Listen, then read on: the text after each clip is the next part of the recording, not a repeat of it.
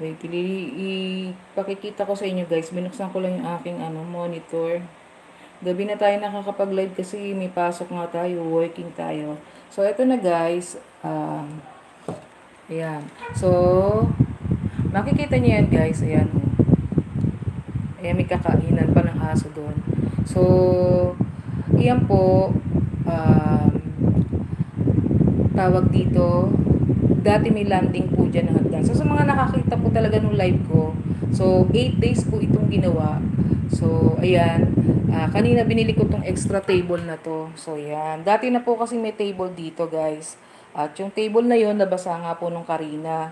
So, naano siya, ganito rin klase na table.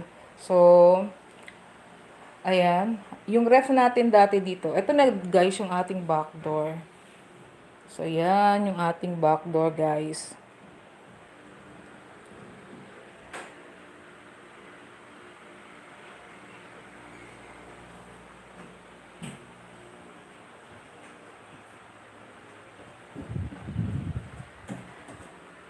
Sige lang, Mark.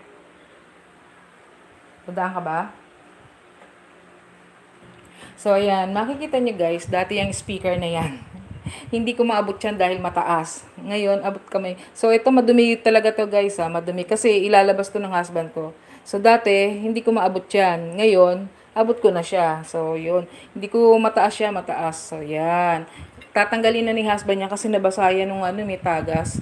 May tagas nga doon sa ating second floor. Ayan. Hindi ko dati maabot yan guys. Ngayon, abot ko na siya. So, ayan na yung ating front door. Yan, guys. At, ito nga, guys. Ayan, nailagay dito yan, guys. Yung ating, ito dati, dito yan nakalagay, guys. Sa may lagayan ng ating, ayan, lababo. Yung higaan na yan ng aking husband. Kasi, pag namamasada siya, nahihiga siya pag tanghali. So, doon nakalagay yun.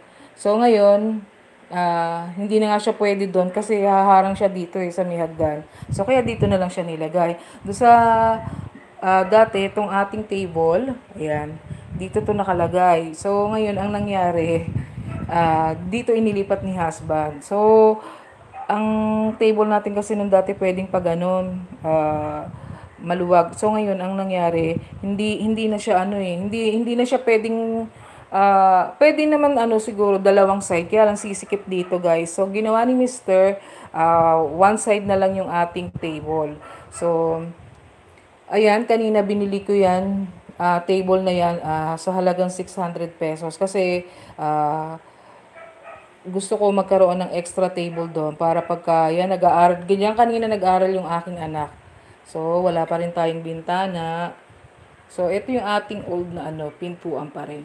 So, wala tayong cabinet pa. So, hindi na siya malalagyan dito, guys. Sabi ng husband ko, hindi na siya pwedeng lagyan dito ng cabinet kasi wala, natatama doon sa pinaka-poste. So, ang ilalagay diyan parang kahoy na lang, wood.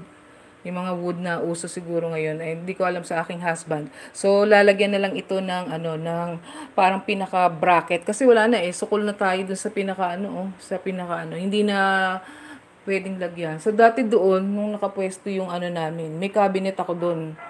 Kaso wala na, hindi na pwede. So, yan yung ating prep na nalubog, na anod nung bagyong Karina. So, nag-floating siya. So, yun, hindi na ako, ko yan guys, talaga na masave pa rin. Kasi maganda siya, whirlpool ang tatak niya guys. Whirlpool, matibay. So, ito na yung ating back door. So, yan. Luma siya guys. Pinaglumaan siya talaga. So, ayan, ang baba nung ating yung ating door lock. So, yan, yuyuko pa tayo talaga. Mababa siya. Hindi na siya binago ng husband ko. So, ayan na lang. It's the same, back door pa rin yung natin. So, doon sa mga ayan yung ating oh.